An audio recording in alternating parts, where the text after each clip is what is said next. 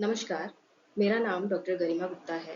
मैं government medical college पाली में department of biochemistry में एसोसिएट प्रोफेसर के तौर पर कार्यरत हूँ और इस मेडिकल कॉलेज में होने वाली हैवी मेटल्स के ऊपर शोध में मैं पार्टिसिपेट कर रही हूँ और इसी के अंतर्गत आज मैं आपसे आर्सेनिक के विषय में बात करूंगी। आर्सेनिक यह एक प्राकृतिक रूप से पाए जाने वाला धातु तत्व है जो पृथ्वी की पपड़ी में व्यापक रूप से वितरित है।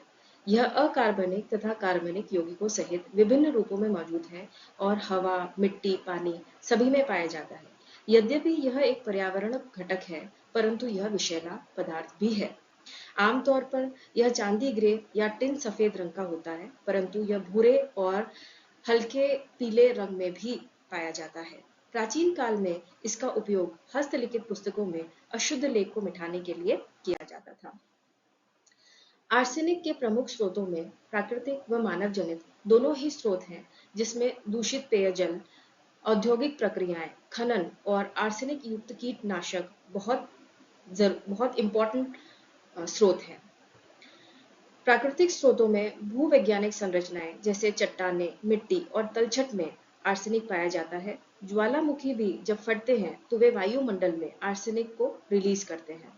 इसी तरीके से सूक्ष्मजीवी गतिविधि जैसे अपचयन प्रक्रियाएं आर्सेनिक वायुमंडल में मुक्त कर सकती है।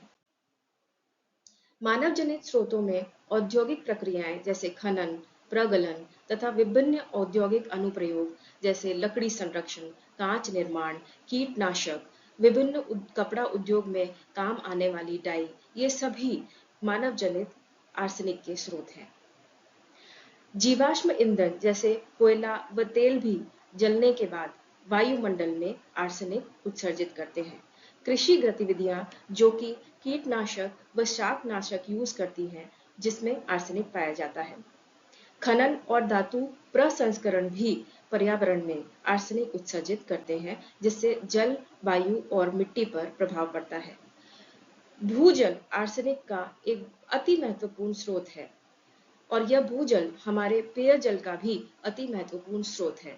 इसीलिए यह एक बहुत महत्वपूर्ण स्रोत है जिससे कि व्यक्ति लगातार लंबे समय तक आर्सेनिक के संपर्क में आ सकता है। इसी तरह कई भोजन तत्व जैसे मछली, समुद्री खाना, चावल आदि भी आर्सेनिक के स्रोत हैं। कई दवाइयां, ज्यादा करके होम्योपैथिक दवाइयों में भी आर्सेनिक का प्रयोग किया जाता है। आर्सेनिक के लंबे समय तक यदि हम संपर्क में हैं तो दीर्घकालीन प्रभाव पड़ते हैं, परंतु यदि आर्सेनिक के संपर्क में एक हैवी डोज ऑफ आर्सेनिक के संपर्क में कोई व्यक्ति आता है तो उसे तीव्र प्रभावों का भी अनुभव होता है, जिसमें उल्टी, पेट दर्द, दस्त सामान्य लक्षण है। इसी तरीके से तंत्रिका संबंधी लक्षण जैसे हाथ पैरों में सूनापन और झंझनाहट हो सकती है। तीव्र प्रभावों में हृदय संबंधी समस्याएं जैसे असामान्य हृदय गति और निम्न रक्तचाप भी शामिल हैं। त्वचा संबंधी प्रभाव जैसे त्वचा का लाल होना व सूज जाना भी आर्सेनिक के तुरंत संपर्क में आने के बाद हो सकता है। उस व्यक्ति का मूत्र गहरे रंग का हो जाता है तथा लाल रक्त कोशिकाओं का विनाश भी होता है और उसे चक्कर भी आ सकते हैं। इसी तरीके से यदि कोई व्यक्ति लंबे समय तक आर्सेनिक के संपर्क में है तो उसे कई प्रकार की त्वचा संबंधी समस्याएं हो सकती है, जैसे त्वचा की रंजकता में परिवर्तन, त्वचा पर घाव और हाइपरकेरेटोसिस। हाइपरकेरेटोसिस में व्यक्ति की त्वचा मोटी हो जाती है, वह उसमें कॉर्न जैसे उभार आने लगते हैं, जैसा कि आप इस चित्र में देख सकते हैं।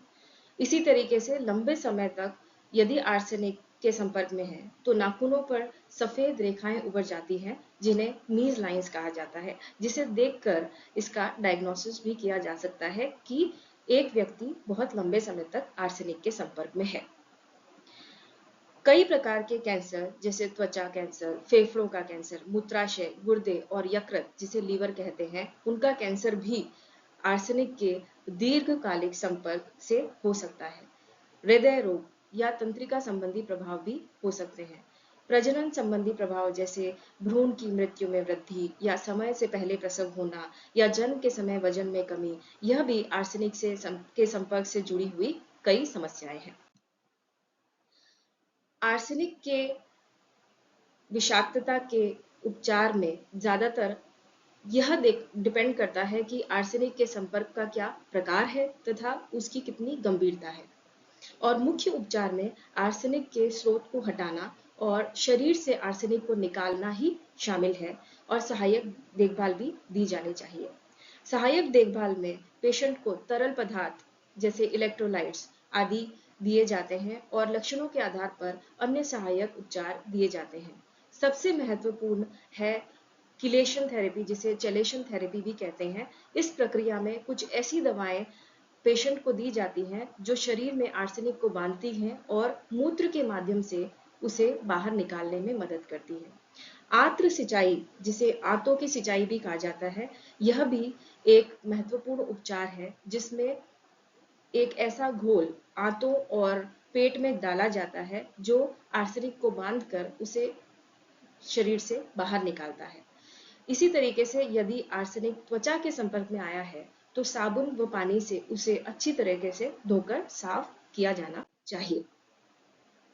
आर्सेनिक विषाक्तता से बचने के लिए हम कई उपाय काम में ले सकते हैं, जिनमें से कुछ है साफ फिल्टर्ड पानी पीना, उद्योगों में कार्य करते वक्त सुरक्षात्मक कपड़े पहनना, दस्तानों व मास्क का इस्तेमाल करना, कार्यस्थल में उचित वेंटिलेशन का होना जिससे आर्सेनिक युक्त हवा में ज्यादा लंबे समय तक कोई व्यक्ति सांस न ले, और आर्सेनिक युक्त कीटनाशकों का प्रयोग कम करना।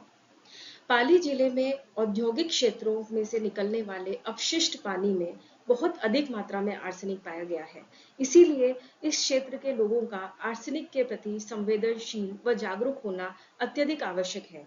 और यदि हमें लगता है कि हम आर्सेनिक के एक हेवी डोज के संपर्क में आए हैं और हमें कुछ साइंस और सिम्टम्स ऐसे लगते हैं जो हमें लगे कि ये आर्सेनिक की वजह से है, तो हमें तुरंत उसका प्राथमिक उपचार करना चाहिए तथा चिकित्सकीय सहायता लेनी चाहिए, जो हमारे मेडिकल कॉलेज से संबंधित बांगड़ अस्पताल में हमेशा मौजूद है।